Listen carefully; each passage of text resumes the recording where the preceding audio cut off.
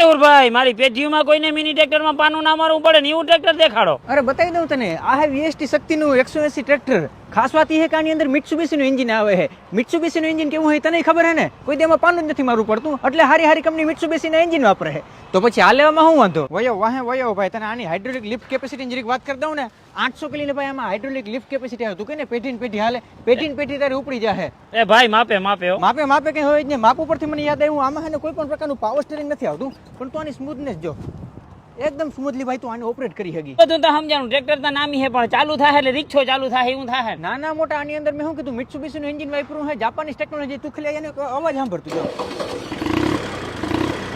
ક્યાંય હે ટક ટક અવાજ, એકદમ સ્મૂથ અવાજ છે. અને જોઈ લે ટ્રેક્ટરમાં કોઈ પણ પ્રકારના વાઇબ્રેશન નથી આવવાના, એટલે ખેડૂતને ભાઈ થકાને નથી લાગવાનું. તો ભાઈ ઉભારીઓ બીજું બધું તો ઠીક. ટ્રેક્ટર લેવું હોય તો ટ્રેક્ટર લેવું છે? હા ભાઈ હાલો. શ્રી ગણેશ ટ્રેક્ટર જામનગરમાં તમારે આવવાનું હોય છે, લાલપુર ચોકડીની એકદમ નજીક છે. અને આ લેવું હોય તો હમણાં તાને ઉપર ભાઈ જોરદાર ડિસ્કાઉન્ટ હાલે છે. ફટાફટ કોન્ટેક્ટ કરી લો, ડિસ્પ્લે પર મેં નંબર દીધા છે.